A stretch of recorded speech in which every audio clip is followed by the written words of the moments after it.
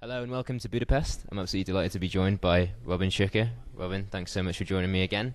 Would you like to tell us a little bit about yourself, first of all? Yeah, thanks, Jack. I run BI Research. We're principally an online agency specializing in integrated quant and qual studies and online communities. I've also been involved in the sponsorship committee for the conference, and indeed delighted that VisionsLive have come forward and sponsored the conference, and also provided a very good mobile app that's been running throughout the conference, picking up key themes. Yeah, I think that's gone very well. So obviously we're in day 2 now of the conference. First of all, can you tell us a little bit about what brings you here?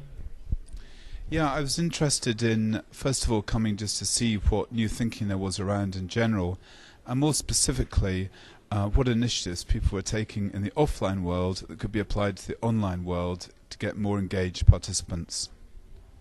Okay, and so a lot of presentations have happened thus far. Can you tell us your thoughts on anything? Has anything jumped out and kind of caught your eye? Yeah, Ken from Discovery started the first day really challenging some of the traditional models on which by which advertising agencies measure advertising, and basically proved they were all pretty outmoded, and that the solution was to blame the researcher, which of course we know is totally wrong. And indeed, with today's social media, the whole role of communication is changing. So it was interesting then at the end of the day, Roy Langmaid did a very good presentation suggesting that research should be more like psychotherapy. So it's more about listening and adopting a more relaxed and open approach to conducting qualitative research, which I think is definitely the way forward. Now, one of the challenges I think that hasn't been addressed yet is how you relate that then to online qual. Because in online qual, the tendency still is to ask people pretty direct questions, pretty upfront, before you've really got to know them. So you're going from, if you like, the professional level of the relationship right down to the personal far too quickly. I just had a little chat with Daniel Burkle previously, and he spoke a little bit about getting participants, first of all, out of a kind of office environment and getting them relaxed, and kind of then bringing them back in, and how that can kind of, loosen them up a little bit. And is that what we're talking about here, about kind of making qual research a little bit more kind of, relaxed, if you like? I think it's a couple of things. I think it's first of all the way you start the conversation. So you kind of get to know someone in a context. Somebody gave me an analogy. It's a bit like, if we're just starting to talk just now, we've met each other a few times and done some work, and if I suddenly said to you, "How's your sex life?"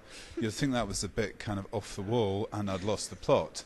Possibly. Now, that is taking the relationship we have, which is professional, right down to personal, and we haven't gone through that, get pissed in the pub a lot to talk about our personal secrets if we decide we want to have that sort of relationship.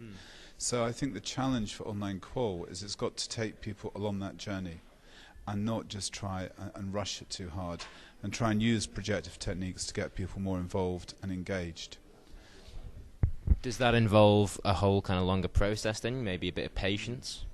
Yeah, and I think also using multi-method. Okay. So, whether you use a bulletin board, a mobile app or diary to start getting to know people, and then perhaps take them into an online focus group.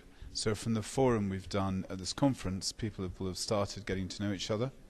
So if we then took a section of those and put them into an online focus group, they would be much more engaged and free to talk. You can also integrate that with offline. We did a project recently looking at a new store opening, and we did an online focus group looking at the concepts for the store. We then invited people to actually come to the store and did accompanied shops and video interviews.